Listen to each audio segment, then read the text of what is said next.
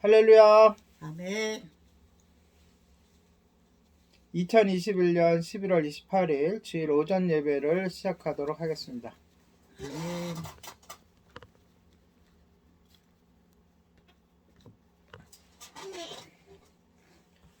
함께 기도하고 찬양하도록 하겠습니다. 거룩하신 하나님, 주님의 은혜 감사드립니다. 주께서 우리들을 사랑해 주시고 주님의 은혜로 우리들을 돌봐주심에 감사를 드립니다. 이제 또한 저희가 11월 마지막 주에 모여서 함께 주님을 예배하며 찬양하오니 우리의 찬양 가운데 주님 홀로 영광받아 주시옵소서. 감사를 드리며 예수님의 이름으로 기도드립니다. 아멘. 아멘. 오신실하신 주 함께 찬양합니다.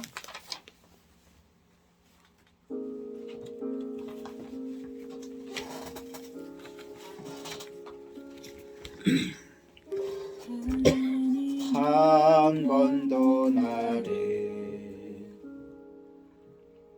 실망시킨 적 없으시고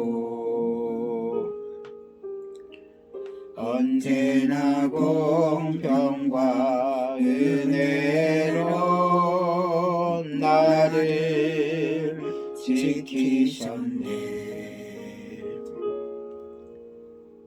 지나온 모든 세월들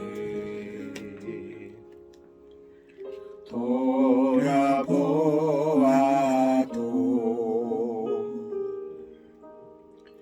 그 어느 것 하나 주의 손길 안 미친 것 전혀 없네. 오신실하신 주, 오신실하신 주, 내 너를 떠나지도 않으리라.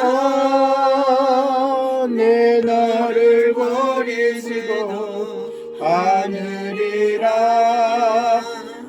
약속하셨던 주님,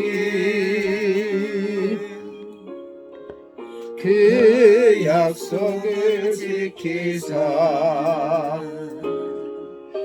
이후로도 영원토록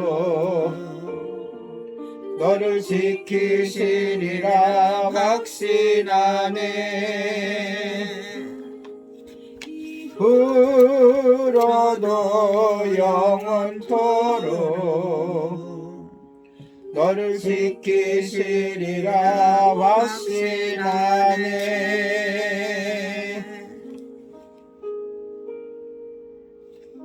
다음 곡은 영원한 사귐으로 이 찬양하시면서 삼위일체 하나님께 영광을 올려드리겠습니다. 아멘.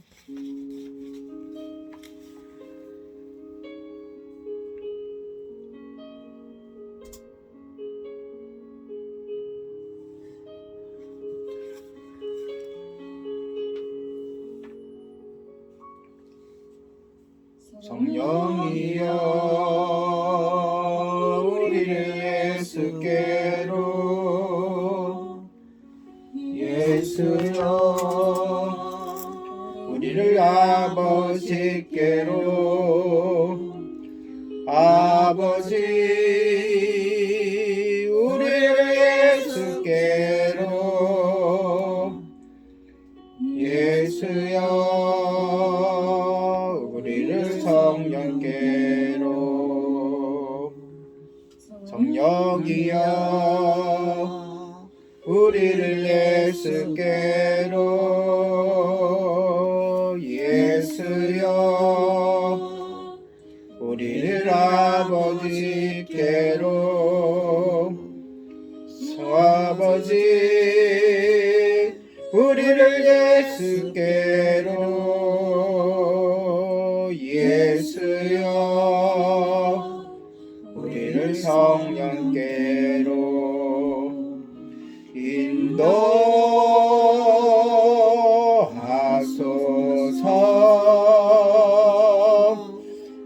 그 친밀한 사랑으로 인도하소서.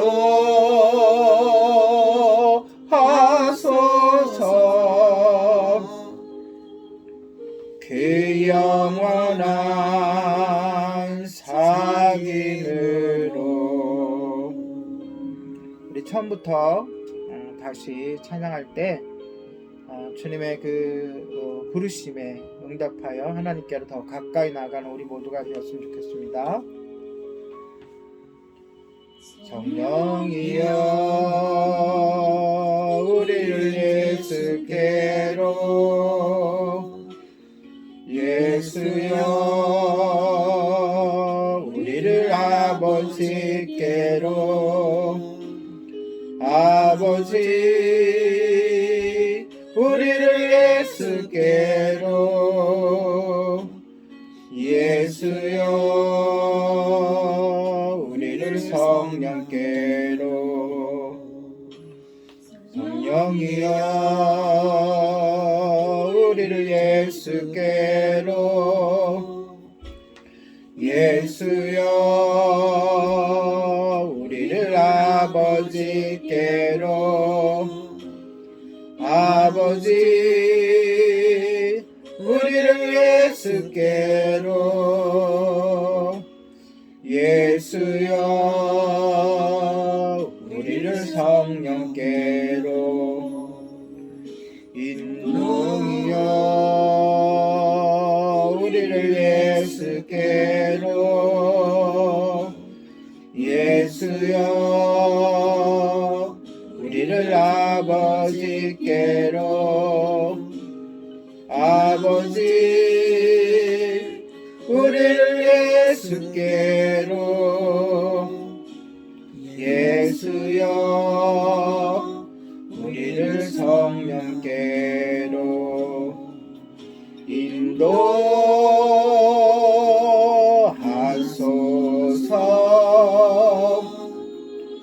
그 친밀한 사랑으로 인도하소서.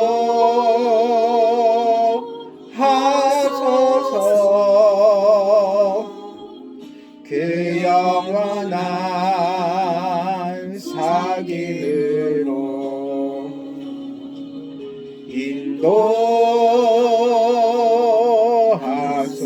인도하소서. 그 친밀한 사랑으로 인도하소서.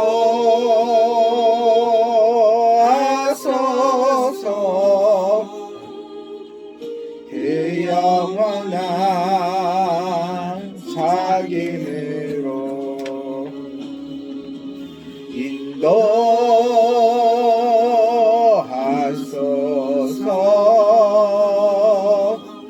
그 친밀한 사랑으로 인도하소서.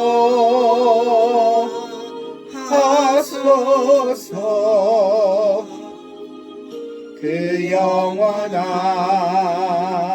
사귐으로. 아멘.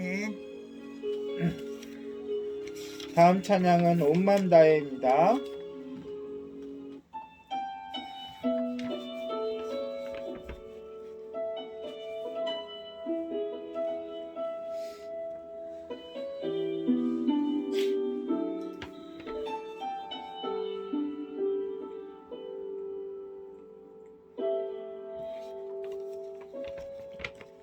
주님과 함께하는 이 고요한 시간, 주님의 보좌 앞에 내 마음을 쏟네.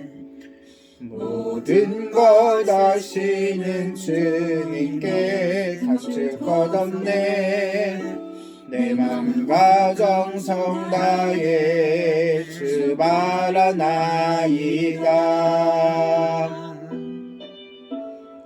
염려하지 않아도 냈을 것 하시니 나 오직 주의 얼굴 구하게 하소서. 다 이해할 수 없을 때라도 감사하며 날마다 순종하며 절 따르오리다. 온 마음 다해 사랑합니다. 온 마음 다해 주 알기 원하네. 내 모든 삶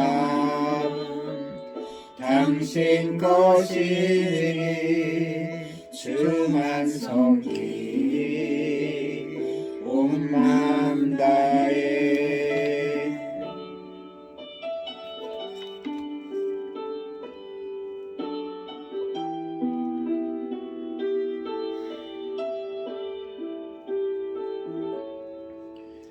나 염려하잖아도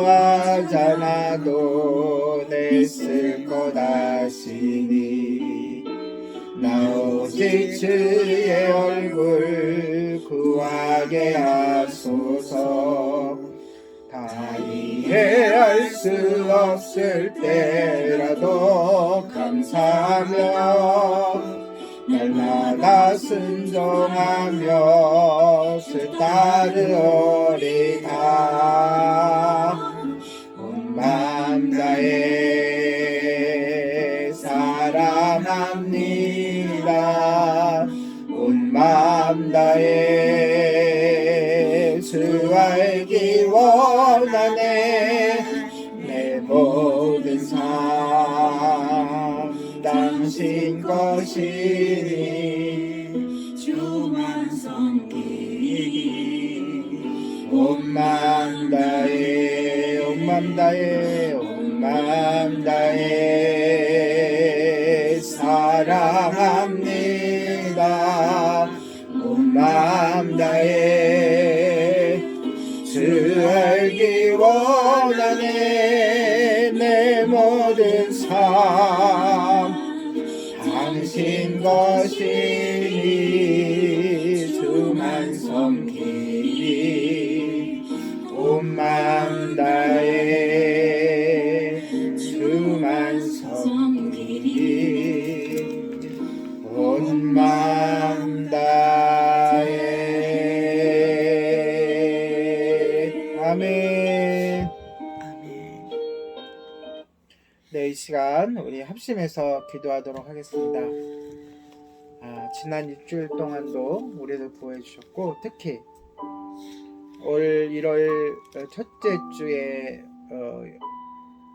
개척이 시작되어 지금껏 인도해 주시고 보호해 주신 하나님께 감사 기도를 드리고, 그럼에도 불구하고 주님의 뜻대로 살지 못했던 것 있다면 하나님께 이 시간 우리의 모든 죄악과 모든 부족함을 하나님께 아뢰고, 이 예배가 온전히 하나님께 상달되는 하나님 기뻐 받으시는 예배가 되게 해달라고, 그리고 마지막으로 예배를 인도하며 말씀을 증거하는 저를 위해서도 기도해 주시기 바랍니다. 기도하겠습니다.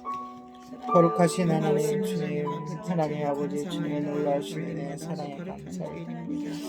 하나님 아버지, 이제 11월의 마지막 주일을 맞이하여 저희들 모여 이렇게 예배하게 하시면 감사합니다. 하나님 아버지, 한 해를 돌아보며 아버지 오늘은 또 총회가 있습니다. 하나님 아버지 주님의 놀라우신 은혜를 짓거려 주시고 함께 해주시며 감사합니다. 하나님 아버지 주님의 놀라우신 은혜로 지금껏 왔고 주님의 도우심으로 왔고 하나님의 이끄심으로 지금껏 왔음을 고백합니다. 하나님의 놀라우신 은혜를 날마다 체험하게 하여 주시니 감사드립니다. 하나님 아버지, 시간 함께 고백하는 것은 그러함에도 불구하고 하나님 뜻대로 온전히 살지 못했던 것, 내 욕심대로 내가 주인되어 살았던 것 하나님께 낱낱이 아뢰고 고백하오니 주님 우리를 주님의 보혈의 피로 덮어주시고 깨끗게 하여 주셔서 시간 담대함으로 아버지께 나아갈 수 있도록 인도하여 주시옵소서. 하나님 아버지 시간 하나님 아버지께 간절히 기도하고 고백합니다. 이 예배가 하나님께 상달되게 하여 주시고 하나님 기뻐 받으시는 거룩한 산제가 되게 하여 주시고 하나님 아버지 예수 그리스도의 보혈을 의지하여 담대함으로 아버지께 나 예배할 때에 하나님 아버지 올라 영광 받아 주시옵소서. 주의 말씀 읽었을 때에 그 말씀이 아버지 바르게 선포되며 아버지 성도들 한 사람 한 사람 마음속에 심겨지게 하여 주시고 또한 아버지 그 말씀이 말씀대로 순종하여 열매 맺을 수 있도록 주님 함께하여 주시옵소서. 하나님 아버지 시간 더욱더 간절히 기도합니다. 하나님 사탄 일절 틈떠지 못하도록 지켜주시고 온전히 하나님 기뻐 받으시는 거룩한 산제사가 될 수 있도록 주님 함께하여 주시고 인도하여 주시옵소서. 감사를 드리며 예수님의 이름으로 기도드립니다.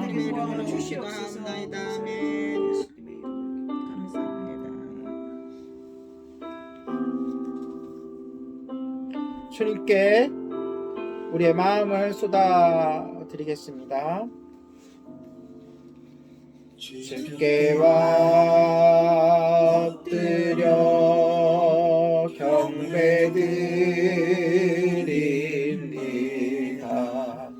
주 계신 곳엔 기쁨 가득 무엇과도 누구와도 바꿀 수 없네 예배드림이 기쁨 됩니다. 예배는 하나님께서 부족한 우리들을 위하여 그 길을 열어놓으신 겁니다. 주께 엎드려 경배드립니다. 주 계신 곳엔 기쁨 가득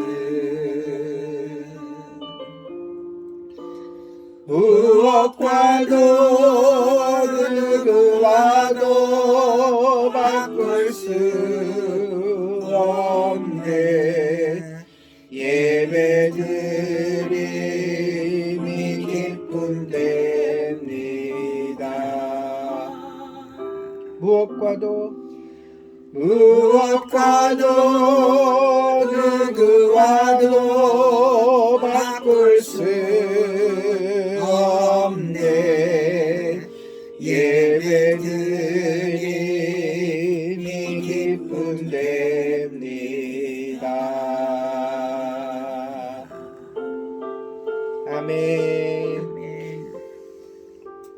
사도신경 하심으로 우리의 신앙을 고백하도록 하겠습니다.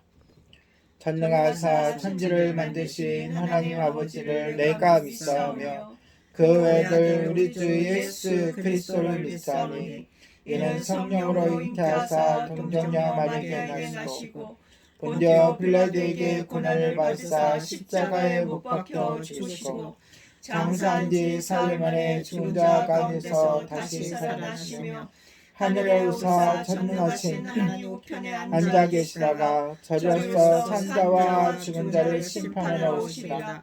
성령을 믿사오며 거룩한 공예와 성도가 서로 교통하는 것과 죄를 사하여 주시는 것과 몸이 다시 사는 것과 영원히 사는 것을 믿사옵나이다. 아멘. 다같이 새 찬송가 546장입니다.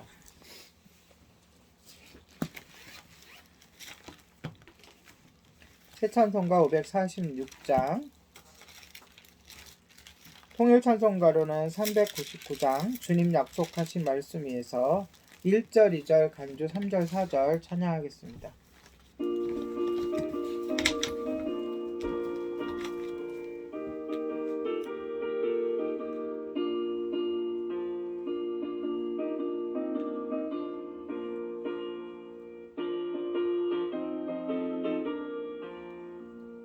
주님 약속하신 말씀 위에서 영원토록 주를 찬송하니라.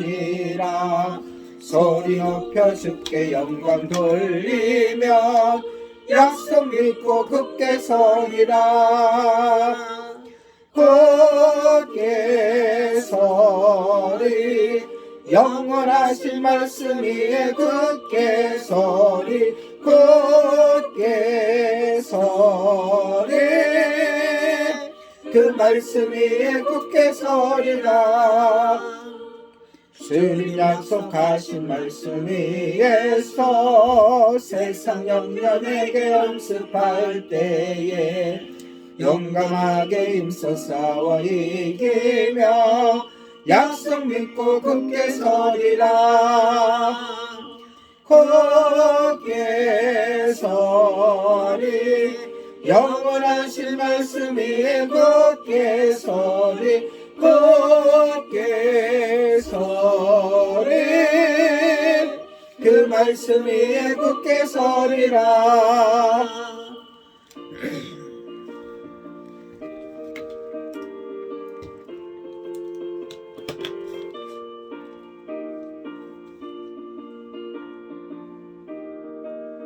삼 절입니다.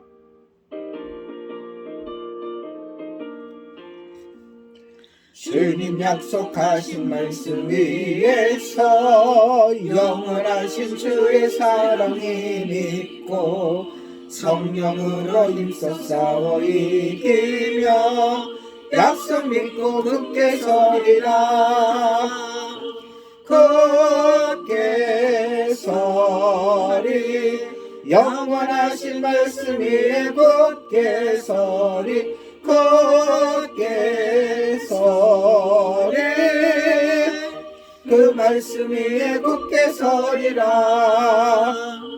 주님 약속하신 말씀 위에서 성령 인도하는 대로 행하며 주님 품에 항상 안식 얻으며 약속 믿고 굳게 서리라.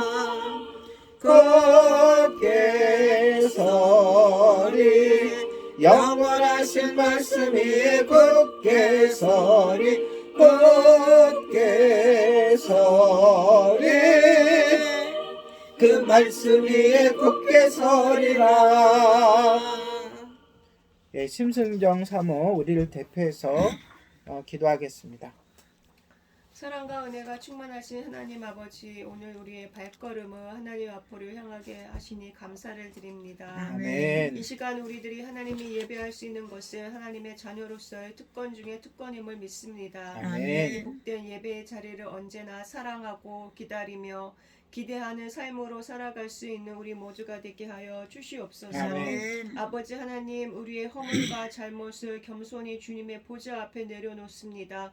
용서하여 주시옵소서. 아멘. 우리를 긍휼히 여기사 주님의 생명사계로 싸매어 주시고 덧입혀 주시옵소서. 아멘. 항상 성령께서 우리들의 마음을 조명하여 주셔서 깨끗한 마음, 정결한 마음으로 하나님께 나아가게 하여 주시옵소서. 아멘. 아버지 하나님, 우리의 교만과 거짓을 제거하여 주시고 우리를 진정으로 하나님을 의지하는 존재로 만들어 주시옵소서. 아멘. 우리 앞에 고난과 시련이 닥칠지라도 두려워하거나 낭망하지 말게 하여 주시고 변치 않는 주님의 약속을 기억하게 하여 주시옵소서. 아멘. 세계 열방에 예수 그리스도의 진리의 빛을 비추어 주셔서 오직 예수님만이 유일한 구원의 길임을 선포하며 하나님과의 인격적인 관계로 인도할 출수의 일꾼들이 많이 세워지게 하여 주시옵소서. 아멘. 아버지 하나님, 대한민국을 불쌍히 여기사 붙들어 주시옵소서. 아멘. 코로나 확산을 막아 주시옵고 국민들의 건강을 지켜 주시옵소서. 아멘. 내년 대통령 선거를 기억하시고 오직 하나님을 경외하며 예수님의 사랑과 성령의 능력으로 나라를 바르게 이끌어갈 지도자를 세워 주시옵소서. 아멘. 복음전함교회 박영수 목사님, 주님의 교회 주병석 목사님 가정과 성도들을 축복하여 주시옵고 박미선 사모님의 건강이 속히 회복되게 하여 주시옵소서. 아멘. 선교 한국과 태국의 장성령 선교사님, 필리핀의 김성재 선교사님, 신성재 목사님, 리셋 찬양 사역자 가정과 사역을 축복하여 주시옵소서. 아멘. 선교 현장의 일선에서 몸을 깨뜨려 희생하고 있는 선교사님들의 눈물의 강구를 기억하사 응답하여 주시옵소서. 아멘. 아버지 하나님, 예림교회를 축복하여 주시니 감사합니다. 아멘. 우리는 세상의 빛이요 소금임을 선포합니다. 주님의 몸된 교회가 세상의 빛이 되어 은혜의 빛, 복음의 빛, 사명의 빛을 더욱 뚜렷하게 드러낼 수 있도록 하여 주시옵소서. 아멘. 코로나19로 인하여 여러 어려움 속에서도 최선을 다하여 생명을 구원하는 일에 힘쓰게 하여 주시옵고 아멘. 주위의 이웃을 위해 그들의 영혼을 위해서 눈물로서 간구하게 하여 주시옵소서. 아멘. 또한 세계 선교를 위하여 물질을 깨뜨려 선교하는 일에 동참하여 더 많은 열매를 거두게 하여 주시기를 원하옵나이다. 아멘. 오늘 총회가 있습니다. 가정교회를 시작하고 하나님께서 부어주신 은혜가 참 많음을 감사를 드립니다. 사람이 마음으로 자기의 길을 계획할지라도 그의 걸음을 인도하시는 이는 하나님이심을 고백합니다. 아멘. 내년 계획을 하나님의 은혜로 잘 세우게 하여 주시고 아멘. 늘 말씀 안에서 순종하는 교회가 되게 하여 주시옵소서. 아멘. 김정민 담임 목사님을 축복하여 주시옵소서. 아멘. 주님의 선하신 뜻을 잘 분별하여 주님의 은혜를 따라 살아가게 하여 주시옵고 아멘. 주님을 향한 넘치는 소망 속에 항상 말씀과 기도와 찬양으로 무장하여 마지막 때를 잘 준비할 수 있는 참된 예배자가 되게 하여 주시옵소서. 아멘. 항상 마음을 다하여 하나님을 신뢰하고 의지할 때 목사님의 영혼을 만족하게 하여 주시고 성령의 기름 부음이 끊어지지 않게 하사 영육을 강건하고 견고하게 하셔서 항상 물된 동산과 같은 풍성한 사역이 되게 하여 주시옵소서. 아멘. 오늘도 충성된 종으로서 성령께서 공급해 주시는 능력과 지혜 속에서 생명의 말씀을 선포하게 하여 주옵소서. 아멘. 감사를 드리며 우리 주 예수 그리스도의 이름으로 기도하옵나이다. 아멘. 좋으신 하나님을 찬양합니다. 감사합니다.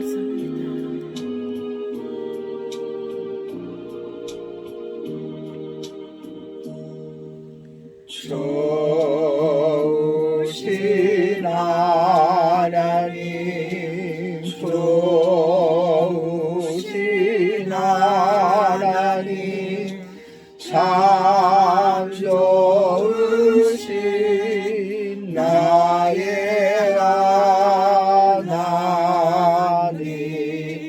우리의 기도를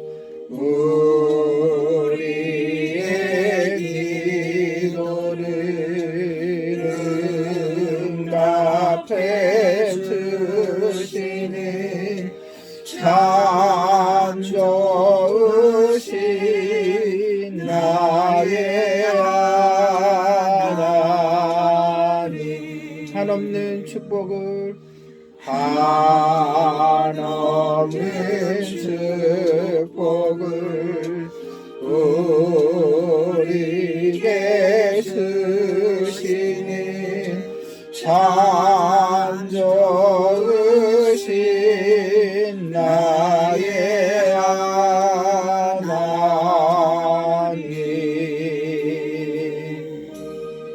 할렐루야. 아멘. 네, 하나님 말씀 사도행전 28장입니다.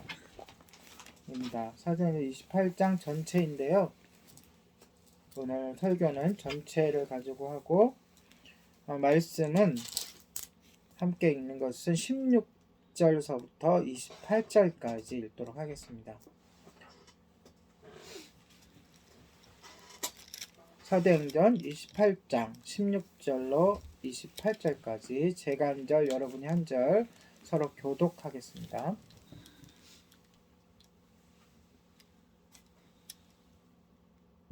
우리가 로마에 들어가니 바울에게는 자기를 지키는 한 군과 함께 따로 있게 허락하더라.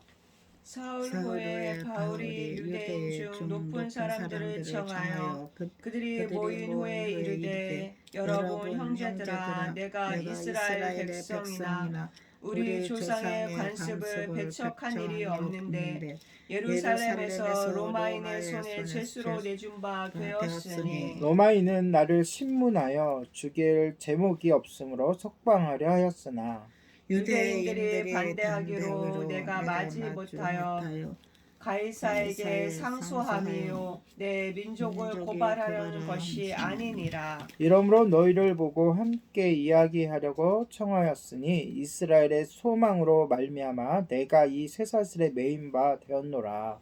그들이 이르되 우리가 유대에서 내게 대한 편지도 받은 일이 없고 또 형제 중 누가 와서 내게 대하여 좋지 못한 것을 전하든지 이야기한 일도 없느니라. 이에 우리가 너의 사상이 어떠한가 듣고자 하니 이 파에 대하여는 어디서든지 반대를 받는 줄 알기 때문이라 하더라.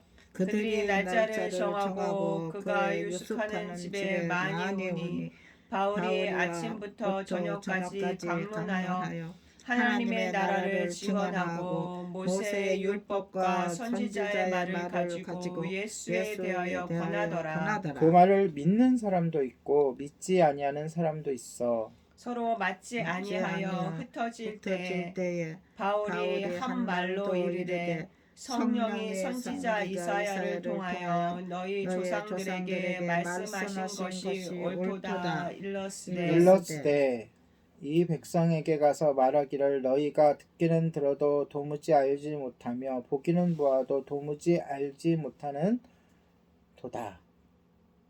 이 백성의 마음이 우둔하여져서 그 귀로는 둔하게 듣고 그 눈은 감았으니 이는 눈으로 보고 귀로 듣고 마음으로 깨달아 돌아오며 내가 고쳐줄까 함이라 하였으니 같이 읽습니다. 그런즉 하나님의 이 구원이 이방인에게로 보여진 줄 알라. 그들은 그것을 그것을 들으리라 하더라. 보내준 줄 알라.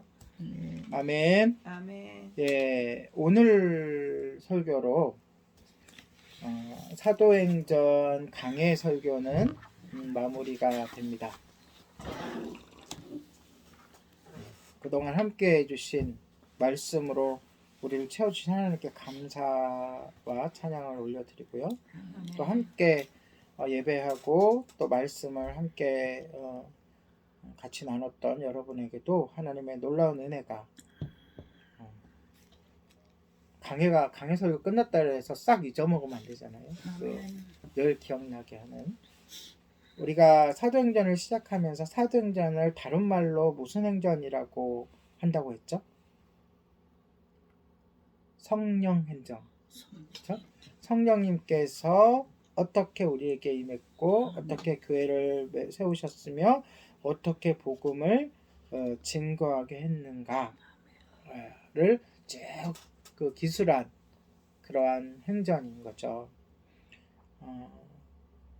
성령의 역할은 예수님을 알게 하고 예수님이 하신 말씀을 기억하게 하는 거니까, 그리고 예수님을 증거하는 거니까 그 일이 어떻게 벌어졌는가를 쭉 우리가 살펴보았습니다. 오늘은 그 마지막 장인데요. 28장 전체.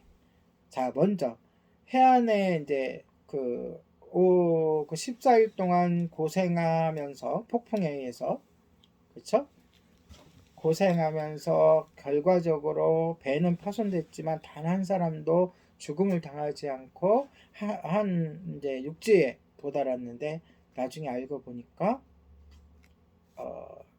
그냥 육지가 아니라 섬이었어요. 그 섬의 이름은 멜리데라는 섬이에요. 한번 따라해 봅시다. 멜리데. 예. 이제 나중에 알게 된 거죠. 여기가 섬이라는 것을. 그렇죠? 멜리데 섬은 14일 전에 출항한 미항, 기억나세요? 미항? 예, 출발했던 항구. 그래서 겨울인데 여기서 지내기에 부적해서 조금 100km? 100km 떨어진 곳으로 향하다가 바울이 가지 말라고 이렇게 말렸는데도 미항에서 출발을 했잖아요.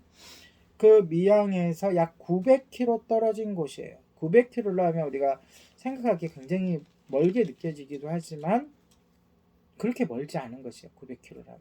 그러니까 계속 폭풍에서 계속 그 바다를 빙빙 돌면서 조금 서쪽으로 배는 간 거예요. 가서 결국 배는 파손되고 거기에 이제 사람들이 구원을 받은 거죠. 이 멜리네 섬은 원래 기착지였던, 원래 목표로 했던 이탈리아, 로마가 이탈리아에 있잖아요, 그렇죠? 이탈리아의 남서쪽에 있어요. 다시 말해서 이탈리아가 있으면 폭풍에 의해서 그쪽으로, 방향 그쪽으로 가는데 남서쪽으로 밀려난 거예요. 지나친 거죠. 그래서 정확하게 따지면 그렇게 예정된 항로에서 많이 벗어난 것은 아니에요. 원래 미양이라는 곳에서 출발했잖아요. 더 나아가서는 가이사라에서 출발했잖아요. 그쪽에서 지중해 해변을 따라서 어느 쪽으로? 동쪽으로? 아니요. 서쪽으로.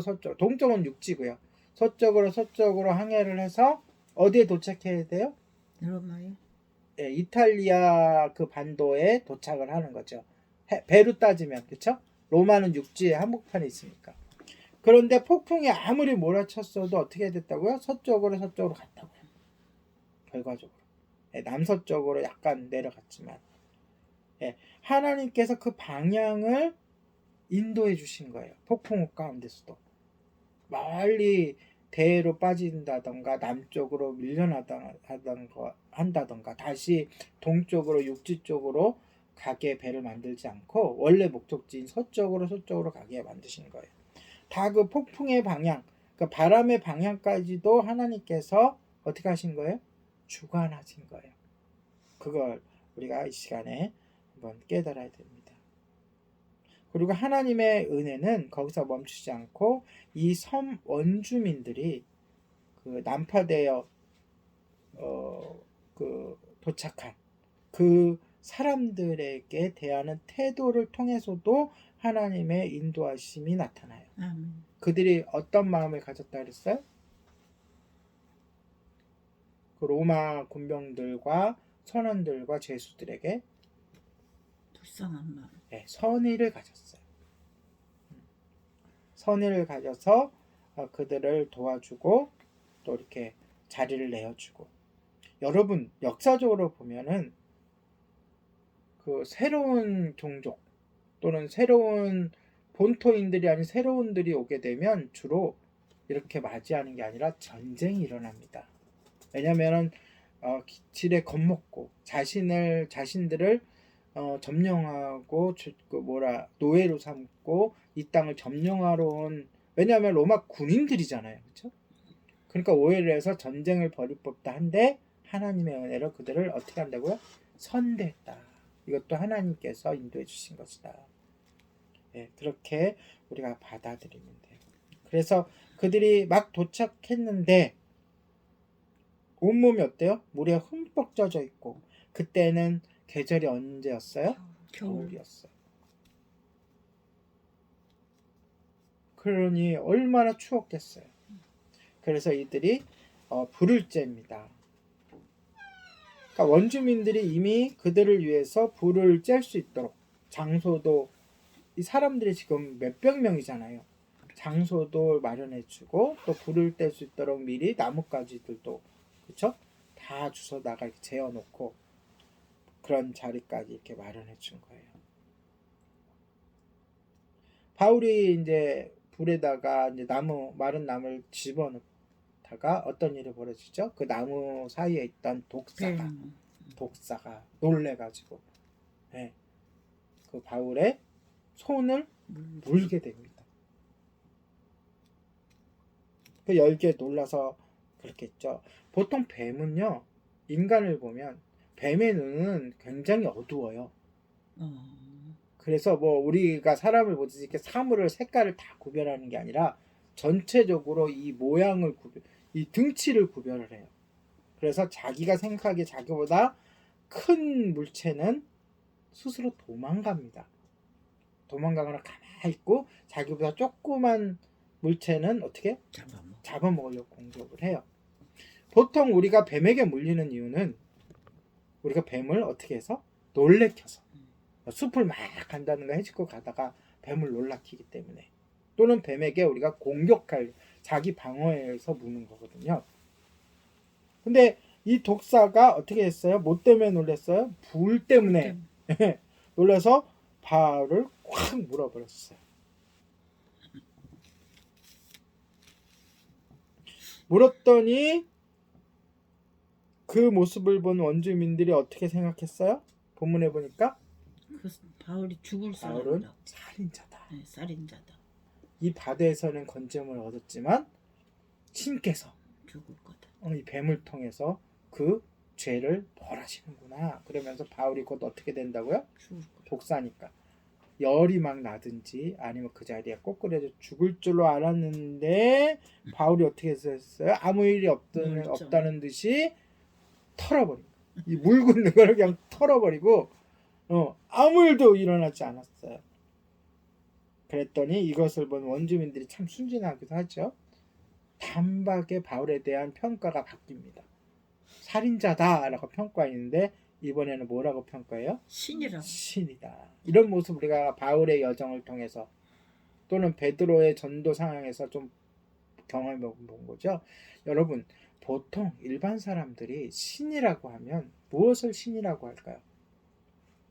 자신의 능력 밖의 일을 행하거나 그 능력 밖의 힘을 갖고 있으면 다 신이라고 그래요. 그래서 저 달도 신이라고 그러고 해도 신이라고 그러고 큰 산도 신이라고 그러고 하는 이유가 자기보다 센 줄 알기 때문에. 네.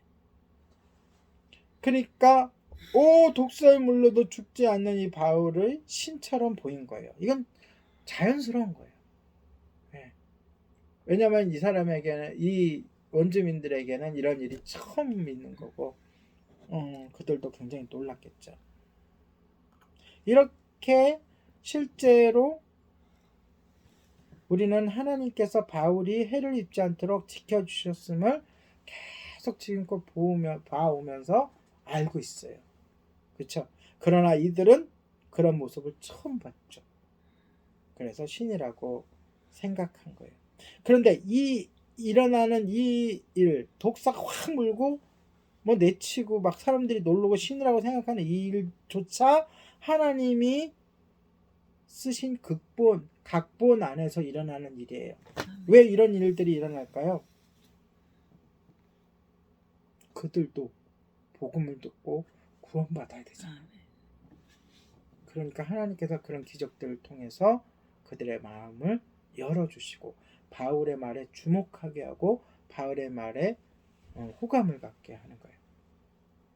그렇게 하기 위해서 이 일련의 사건들이 있는 건데 왜 이것을 자세하게 누가가 기록했겠어요? 그런 의미가 있기 때문에 기록한 거예요. 자세하게. 만약에 그가 평범한 범죄자, 그들 다 반 이상이 죄수잖아요. 반이.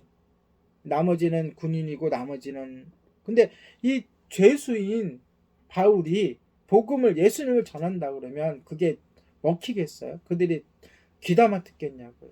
그런데 이런 일련의 과정을 통해서 신이라고 여기는 사람의 입에서 예수님이 소개가 된다면 그렇죠? 물론 예전처럼 나는 신이 아니다 라고 얘기하면서 참 신인 예수님을 하나님을 소개하겠죠. 그들의 수준에 맞춰가지고 그 원진의 수준에 맞춰. 바울은 지식 있는 사람은 지식의 수준에 맞춰가지고 복음을 전했고 부자들은 부자의 수준에 맞춰서 복음을 전했고 유대인은 유대인에게 맞춰서 복음을 전했듯이 아마도 이 원주민들은 원주민의 수준에 맞춰서 예수님을 전했을 거예요. 그리고 여기에다가 하나 더 하나님이 또 결정적인 일을 벌이십니다. 뭐냐면은 그 섬에는 그러니까 원주민이라 그랬으니까 원주민의 대표가 있을 거 아니에요. 쉽게 말해서 추장이 있을 거 아니에요. 추장. 그 추장의 이름이 보블리오예요. 보블리오. 그런데 추장도 그들에게 호의를 베풀었어요. 추장에게는 물론 우두머리니까 큰 재산과 큰 땅이 있겠죠. 그 땅을 제공해 준 거예요. 있을 동안 여기서 살아라. 나중에 보면 약 한 3개월 정도 있거든요. 그러면서 땅만 제공했겠어요? 먹는 거. 겨울이니까 또 덮을 거, 뭐 입을 거도 제가 있죠. 그런데 이 보볼리오의 부친이 아버지가 열병과 이질에 걸려 있어. 열병은 뭐죠? 연병. 열병. 몸에서 열이 나는 거. 그게 연병. 연병은 뭔지 모르겠어요. 네. 그 감기일 수도 있고 요즘에 말로 아니면 뭐 독감일 수도 있고 금방 얘기했던 뭐 연병이라고 하시니까 그 연병일 수도 있고. 근데 이질은 뭔가요? 이질. 설사는. 그렇죠. 무슨 원인인지 몰라도 바이러스일 수도 있고 식중독일 수도 있고 설사를 계속하고 이 열병에 있는데 당시의 의학으로는 이것 때문에 죽을 수도 있는 거죠. 굉장히 큰 병인 거예요. 그런데 이 병을 바울이 그 부친에게 손을 얹자 병이 낫게 됩니다. 자, 여태까지 우리가 사도행전을 보아왔지 뭐고 오늘도 보지만 하나님의 기적이 일어나는 것은 무엇을 위해서? 복음을 전하기. 네, 복음을 위해서 일어나는 거예요. 아멘. 오늘날에도 이런 기적이 있죠. 근데 우리 주위에 왜 없어요? 우리가 그만큼 복음에 대한 열정이 없기 때문에 그래요. 우리가 나아가서 복음을 전할 때에 하나님께서 그의 적절한 하나님의 역사하심이 반드시 있다는 것을 믿으시기 바랍니다. 아멘. 이렇게 부친이 열병과 이질에서 나으니까 이것이 소문이 나죠. 그러니까 그 섬에 있는 사람들이 중에 병자들이 몰려옵니다.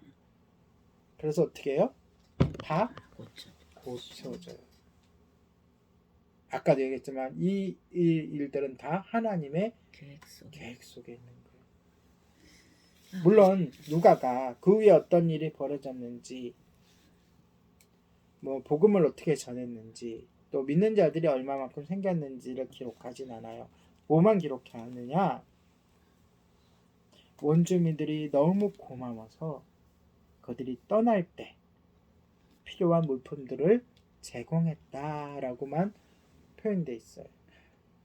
갖고 있는 것을 나눠주는 것은 그거는 거의 마지막 관계예요. 친밀한 관계에서.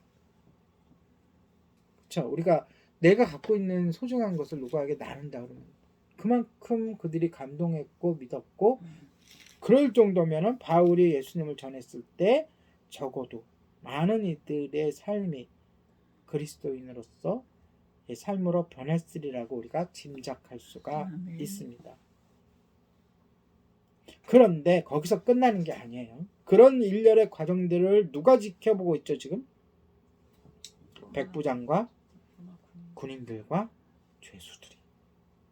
이 모습들을 지켜보면서 그들은 어떤 생각을 했을까? 그 마음속에는 어떤 변화가 있었을까? 생명이 오락가락하던 그때도 함께했죠. 그리고 이 섬에서도 함께하고 있어요. 그런 삶을 통해서 역사하시는 하나님의 역사를 통해서 그들은 예수님을 만나지 않았을까? 바울이 전하는 그것도 우리가 생각해야 됩니다. 그러니까 우리의 삶을 통해서 우리의 행실을 통해서 어려움과 고난과 역경이 닥칠 때 우리가 어떻게 그것들을 극복해 나가는가를 통해서 우리의 믿음이 증명되기도 하고 증명될 뿐만 아니라 우리의 삶을 통해서 예수님이 증거된다는 것. 그것을 오늘 본문을 통해서 여러분 교훈을 얻으시기 바랍니다. 아멘. 그래서 그 바울 일행들이 멜리데 섬에서 얼마나 있었다고요? 석 달을 있었어요. 자, 수백 명이 석 달 동안 있었다는 것은 석 달 동안 있을 이유는 있죠. 왜요? 겨울을 나야 되니까. 네. 겨울을 난 거예요. 네. 그 옆에 있는 미양에서 옆에 있는 항구에 이름이 안 떠오르는데 항구에서 겨울을 나려고 떠났다가 이렇게 벌어진 거 아니에요, 그렇죠? 그런데 석 달 동안 이 많은 무리들이 있는데 누가 공급했어요? 원주민들이. 네, 체제할 수 있도록 머무를 수 있도록 다 공급하고 떠날 때 또 어떻게 했다고요? 필요한 것들을 꽉 배에 채워주는 거예요. 배에다 자, 배는 무슨 배를 탔죠? 그 섬이 어떤 기척지였나 봐요. 여러 배들이 그 지중해가 이렇게 디귿자로 생겼잖아, 이렇게. 그래서 위쪽은 그 유럽이고 또 이쪽은 아시아, 다시 말해 터키 지역이고 이쪽은 아랍하고 그 이스라엘이 있는 유대 지역이고 또 밑에는 어디예요? 이집트랑 아프리카 북부 지역이고 이렇게 디귿자로 있단 말이죠. 그러니까 그곳을 항해하는 그 직선으로 항해하는 것은 힘들었을 거예요. 그 당시에 배 기술로 다 그 해안가를 따라 가지고 이렇게 많은 배들이 이렇게 갈 거 아니에요. 그런데 이제 로마로 가야 되니까 이제 너무 지나쳤다 그랬잖아요. 멜리데 섬이 남서쪽에 있다 그랬잖아요. 이탈리아에서. 그러니까 어디로 가야 돼? 어디를 향하는? 동쪽으로 향하는 배를 타야 돼요. 그렇죠. 그런데 어디로 향하는 배를 탔다 그랬죠? 알렉산드리아를 향하는 배를 탔다 그랬어요. 그럼 알렉산드리아는 뭐예요? 그 해안가를 따라서 동쪽으로 이렇게 돌면서 어디까지 가요? 이집트까지 가는 배예요. 해안을 따라 삥 돌아. 그러니까 역으로 가는 배.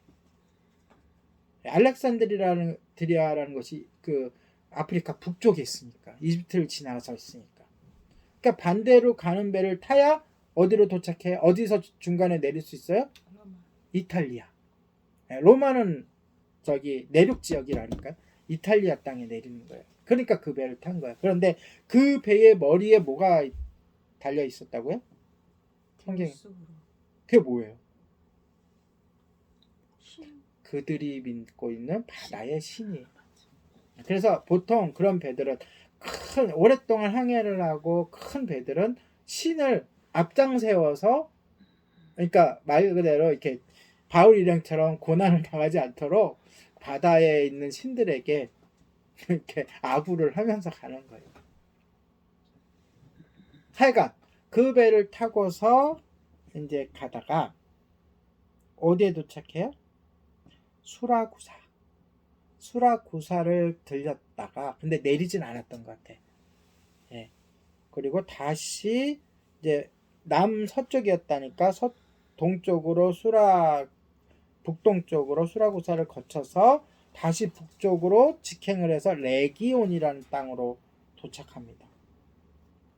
그리고 그 항구를 또 지나서 마지막 항구인 보디올이라는 항구에 도착해요. 거기가 이제 항구로서는 마지막 항구예요. 거기서 내려서 이제 어떻게 해요? 로마까지 마차를 타고 가든 말을 타고 가든 걸어가든 이 많은 무리들이 누구는 높은 사람들은 타고 가고 군인들은 걸어가고 죄인들도 걸어가고 이랬겠죠. 로마까지 가는 거예요. 근데 이것을 하나하나 누가가 기록하는 거예요. 왜 기록해요?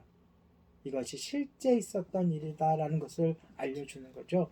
정확하게 몇 킬로 떨어지고 몇 킬로 지나고 방향이 어느 방향이고 다 일일이 기록해요.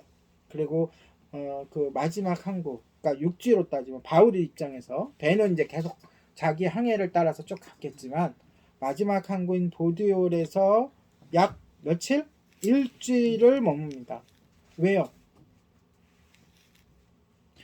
배로 여행할 때랑 도보로 땅으로 여행할 때랑은 준비하고 갖춰야 되고 할 게 더 많아서 다르고 또 배로 여행한 후에는 좀 쉬어야 돼요.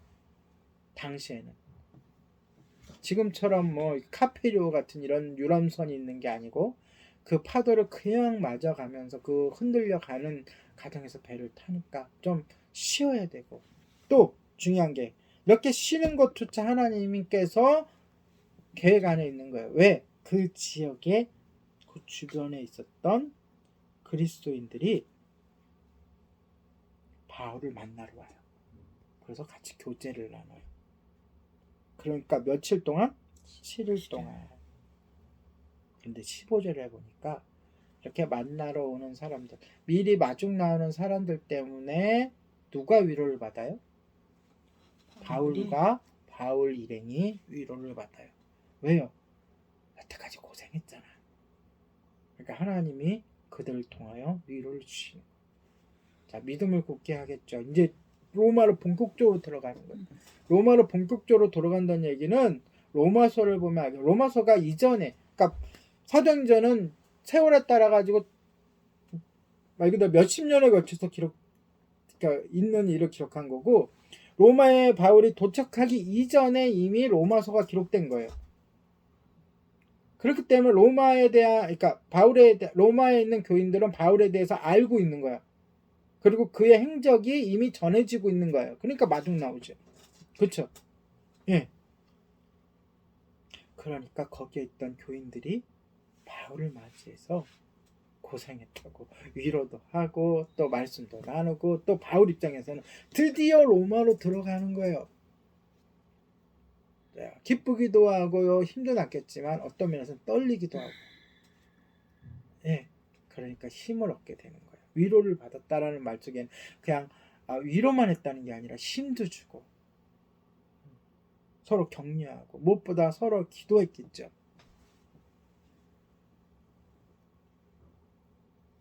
그래서 그냥 위로도 아니고 큰 위로를 받았다. 이렇게 누가가 이렇게 기록하니까 누가 또한 바울과 동일하게 위로를 받았겠죠. 그렇죠? 그 험한 일들을 다 같이 겪고 왔는데 드디어 로마로 들어갑니다. 들어갔는데 웬걸 대접이 달라요. 이미. 그러니까 이미 소식이나 보고는 다 올라간 거예요. 그가 이렇게 고생하고 있는 동안. 그래서 어떤 대접을 받느냐? 죄인인데도 자유롭게 군인 한 사람만 그러니까 둘 중에 두 가지겠죠. 도망가지 않게 지켜보고, 또 그가 하는 일들을 보고하고, 또 그의 필요를 채워주라고 군인 하나만 붙여주고 자유롭게 살 수 있도록 해줘요. 세상에 이런 게 어디 있어? 그가 지금 무슨 제목으로 로마로 간 거죠? 딱 한 가지밖에 없어요. 다른 거는 로마로 갈 수 있는 제목이 아니었거든요. 바로 소동을 일으키는 자라는 제목 때문에 로마까지 간 거예요. 그런데 그에게 뭐가 주어져요? 자유가 주어져요. 자유뿐만이 아니라 보호를 받으면서 자유롭게 활동할 수 있는 여건이 이미 하나님께서 조성해 놓으신 거예요. 아멘. 할렐루야. 아멘. 왜요? 답이 나와야죠. 왜? 복음을 전하기 위해서. 강하게 전하라고. 마음껏 전하라고. 그에게 그래서 설교할 자유도 주어집니다. 그래서 도착한 지 3일 후에 그가 누구를 초청하죠? 유대인들이 아니라 유대인 지도자를.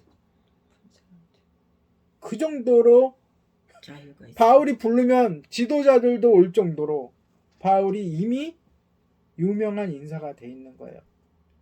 그의 말을 거역할 수 없을 정도로 부르면 와. 지도자들이.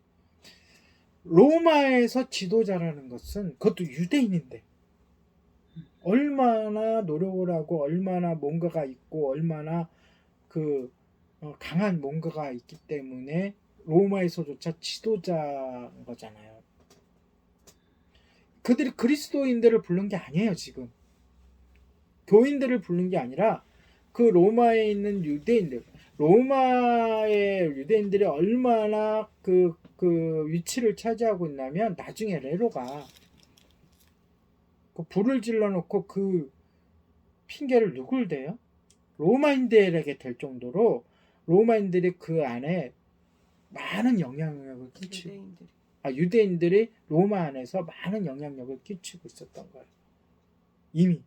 그리고 나중에는 얼마나 이들의 영향력이 컸는지 나중에 로마 황제가 된 사람들이 어떻게 했어요?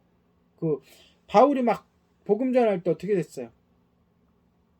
로마에서 유대인들을 추방할 정도로 그렇게 영향력을 끼치던 사람들이에요.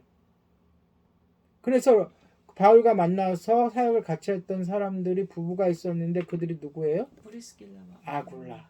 그들이 로마로부터 추방돼 가지고 나온 사람들이잖아요. 그게 벌써 3차의 추방이었어요. 1차 추방. 있는데 나중에 또 풀려져서 또 로마로 들어가고 2차 추방, 또 3차 추방. 순서가 이렇게 되는 거예요.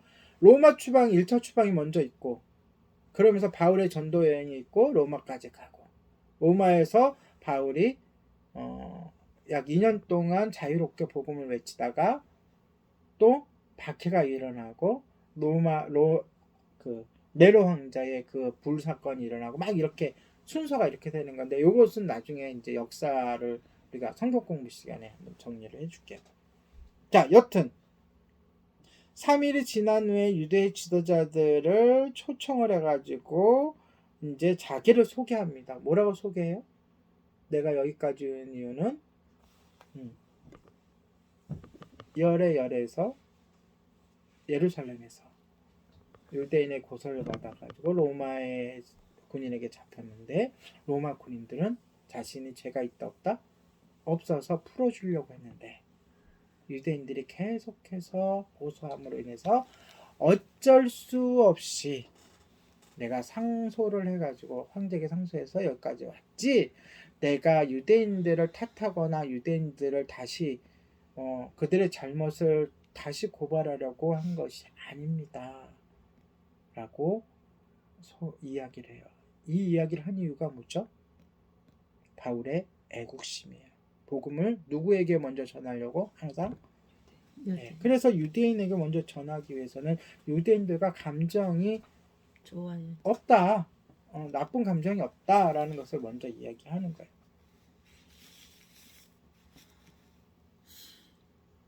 그랬더니 이 지도자들이 뭐라 그래요?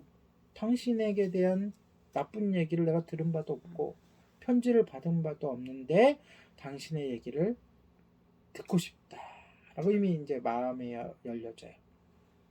왜? 이유가 뭐예요? 이미 그들은 그리스도인들에 대해서 알고 있었어요. 그리스도인들이 라고 있는데 자신들이 알기에는 그들도 유대교에서 나온 종파 같은데 맨날 유대교에게 배척을 당하더라. 왜 그런지 자신들도 궁금하다. 그래서 이제 약속을 잡습니다. 날짜를 약속을 잡아서 다시 모이게 되는데 그들만 왔을까요? 그런 궁금증을 갖고 있는 사람들을 다 데리고 왔겠죠. 그래서 그 자리에서 바울이 강론을 해요. 이건 재판장에서의 변론이 아닙니다. 그쵸? 예, 서로가 원해가지고 약속 장소를 잡고 약속 장소는 물론 바울이 있는 집이에요. 잡고 이제 해서 강론을 하는데 어떻게? 일단 그렇겠죠. 자신이 믿음을 갖게 된 이유를 얘기했겠고 또 뭐 이렇게 쭉쭉쭉 얘기했는데 이 얘기를 복음을 듣고서 당연히 일어나는 현상들이 일어나게 돼요. 복음을 전하는 곳에마다 이 현상은 똑같이 일어납니다. 어떤 현상이죠? 어떤 사람은 복음을 듣고 믿고 어떤 사람은 복음을 배척한 일이 동일하게 일어나요. 어느 정도요? 그 서로가 팽팽해서 서로가 부딪혀서 그 자리에서 이 모임이 파해질 정도로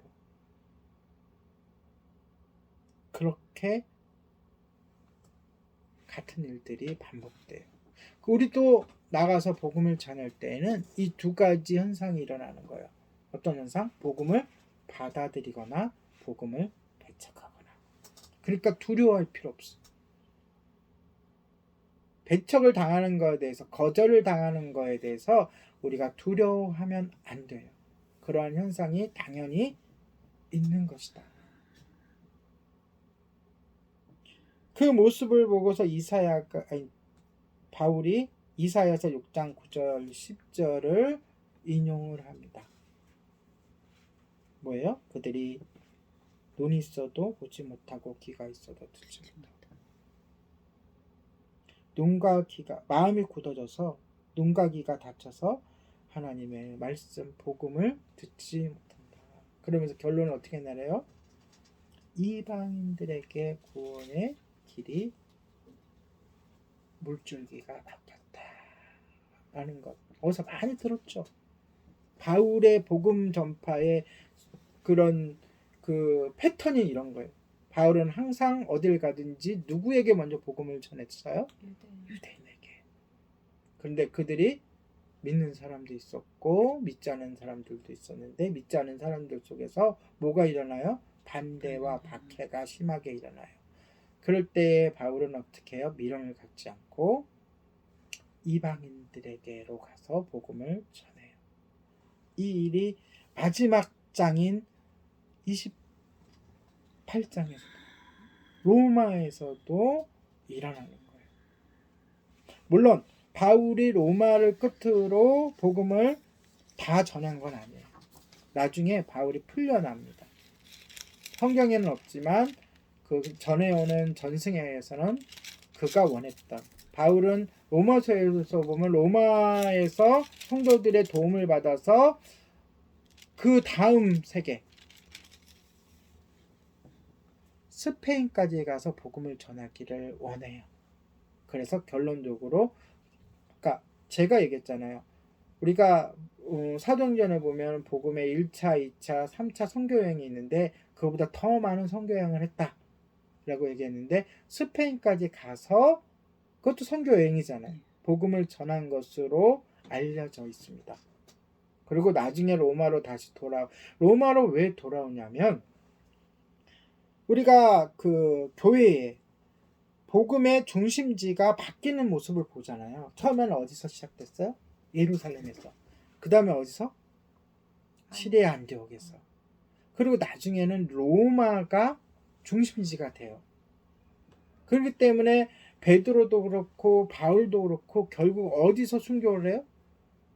마지막에는 로마까지 와서. 왜? 그 시대가 로마가 세계를 점령한 시대잖아요. 그쵸?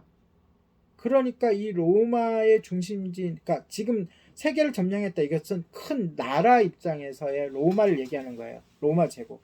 근데 지금 바울과 베드로가 마지막으로 갔다고 하는 것은 도시 로마예요. 그쵸? 선교가 도시 선교였으니까 당시에는. 그 로마를 마지막까지 가는 이유가 그것이 중심이 될 것이기 때문에. 근데 나중에 보면 말 그대로 그들이 예측한 대로 로마 교회가 중심이 되잖아요. 그렇죠? 그리고 사도행전도 로마의 일로 마지막으로 마무리 짓는 이유가 있어요. 그리고 편지인데, 분명히 편지인데 끝인사가 없어. 그 이유가 있어요. 사도행전은 무슨 행전이라고 그랬어요? 성령행전. 무슨 일을 적는 거예요? 뭐 했던 일을 적은 거예요? 복음을 증거하는 일. 성령님의 역사. 즉 복음의 증거는 아직도 끝나지 않았다는 것을 의도적으로 보여주는 거예요. 자, 마무리를 하도록 할게요. 자, 그래서 어떤 이들은 믿었고 어떤 이들은 믿지 않아서 구원의 그 길이 누구에게 열렸다고요? 이방인들에게 열렸다. 자, 그 후로 바울은 로마에서 몇 년을 더 있을까요? 그때 뭐였죠? 제가 이태가 몇 년이냐? 바로 2년 동안 있었는데 어떻게 있었어요? 이젠 더 놀랍습니다. 감옥도 아니에요. 집을 빌려서 머물었어요. 빌렸다는 건 뭐죠? 세를 냈다는 거예요. 세를 내고 있었다는 거예요. 세를 냈다는 건 뭐예요? 돈이 있다는 거예요. 바울에게 집을 빌려서 세를 주면서 있을 정도로 경제적인 자유도 생기고, 로마 교인들이 그에게 뭐 한 거예요? 그러면 도와준 거지. 후원을 한 거죠. 그러니까 2년 동안, 2년이라는, 우리가 지금 1년도 아니고 우리가 11개월 동안 개척을 시작해서 있었어요. 어떻게 따지면 짧다고도 할 수 있지만 긴 세월이에요.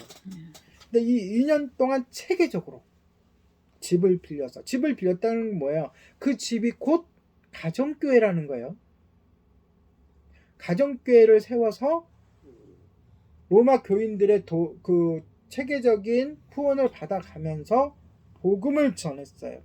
그것을 찾는 모든 이들에게 어떻게 했어요? 아무런 방해를 받지 않고 마음껏 복음을 전했어요. 보세요.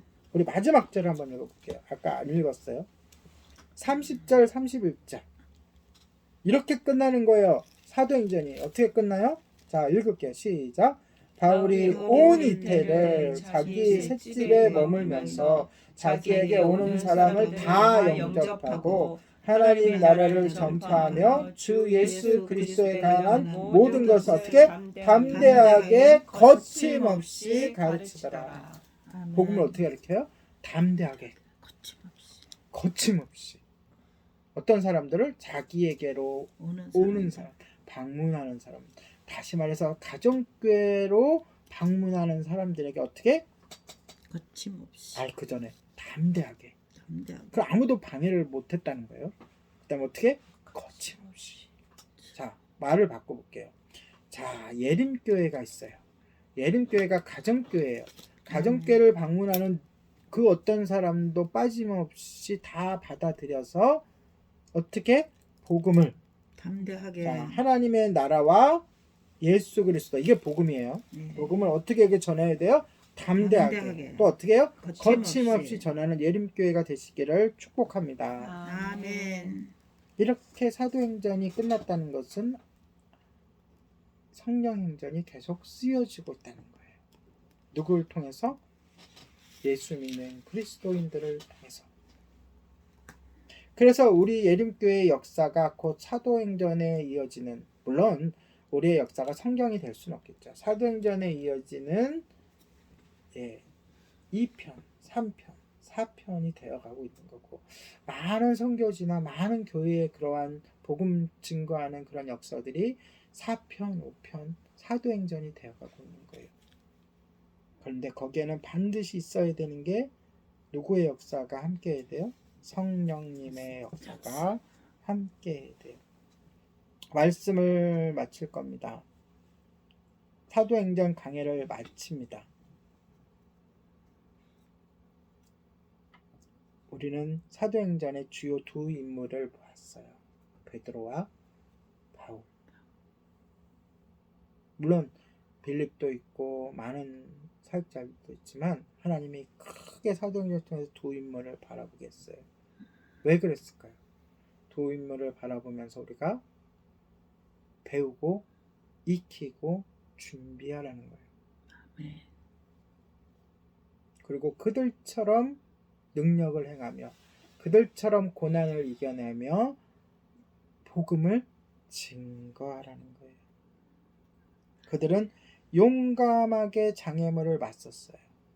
우리가 기도할 때에 장애물이 없게 해주십시오라는 기도도 좋지만 더 좋은 기도는 장애물이 생길 때 그 장애물을 이겨낼 수 있는 아멘. 힘과 능력을 달라고 기도하고 우리 스스로도 말씀과 기도와 찬양으로 능력을 어떻게 해야 돼요? 키워야 돼요. 충만하게. 어려움에 맞설 수 있는 은혜를 하나님께서 우리 예림교회 모두에게 허락하시기를 소망합니다. 아멘. 바울처럼 우리도 하나님의 은혜, 모든 시련 속에서 그 은혜를 충만히 경험하는, 그리하여 주님께서 우리 예림교회에 주신 사명을 잘 감당하는 모두가 되시기를 예수님의 이름으로 축복합니다. 아멘. 기도하겠습니다. 바울의 여정 속에서 언제나 함께 하셨던 하나님 아버지, 우리가 지금 어떤 시련을 겪고 있을지라도 그 시련들이 주님의 이름을 높이는데 또한 복음을 전하는데 사용되게 해 주시옵소서. 우리에게 주어진 시련을 통하여 주님께서 가르쳐 주신 교훈들에 대해 감사드리고 하나님께서 언제나 함께 하신다는 것을 굳게 믿게 하여 주시옵소서. 고난 중에서도 우리가 주님을 섬기고 신뢰하는 인내심을 주시옵소서. 감사를 드리며 예수님의 이름으로 기도합니다. 아멘. 아멘. 찬양집 1집 첫 번째 찬양 함께 하시겠습니다. 이 땅에 오신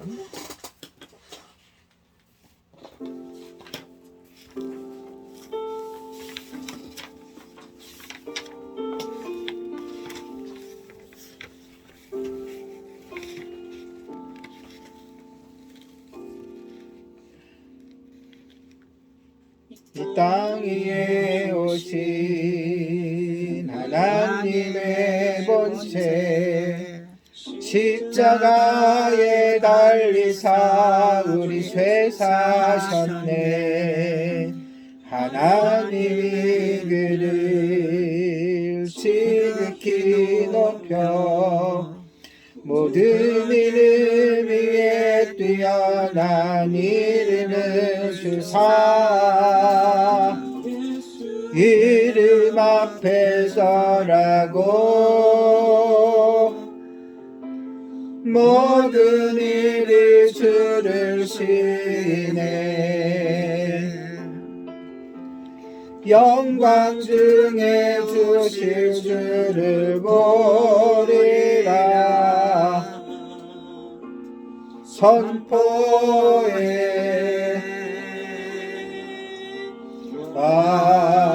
왕께 만세. 존귀와 위엄을 찬양해. 왕의 왕께 만세. 주 예수 하나님. 아멘. 우리 고대 안에 주님 오실 그날 다시 사신 왕의 영광 이 땅을 비추네. 사단의 권세는 주 앞에 무너져 생명과 진리의 주 권세 가장 높도다. 이름 앞에 서라고 모든 입이 주를 시네. 영광 중에 오실 주를 보리라. 선포해 왕께 만세. 존귀와 위엄을 찬양해. 왕의 왕께 만세. 주 예수 하나님.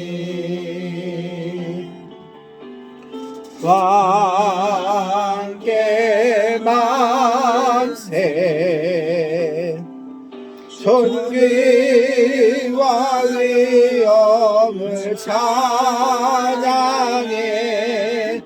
왕의 왕께 만세. 주 예수 하나님.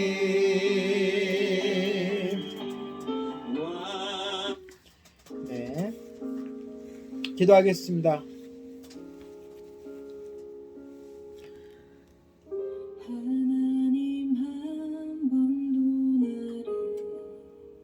거룩하신 하나님, 주님의 은혜를 감사드립니다. 이렇게 사도행전을 강해하며 성령님께서 역사하신 그 과정과 또한 주님께서 명령하신 그 명령 수행을 우리가 쭉 살펴보았습니다.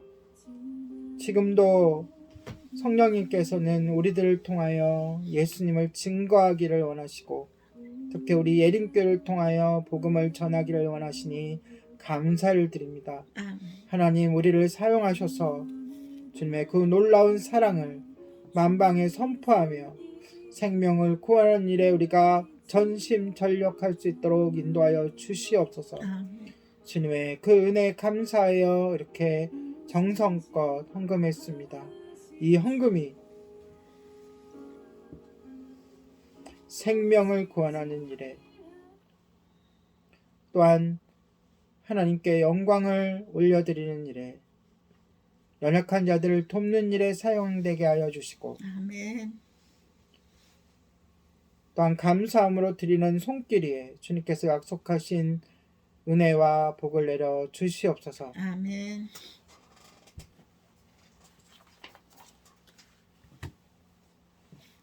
지금은 우리 주 예수 그리스도의 은혜와 하나님의 사랑과 아멘. 성령님의 교통하심이 온갖 시련과 고통 속에서도 생명이신 예수 그리스도를 전파했던 사도 바울처럼 온 힘을 다하여 복음을 전하고자 하는 모든 성도 위에 함께 있을지어다. 아멘. 아멘. 주님께 감사의 박수를 올려드리겠습니다. 아멘.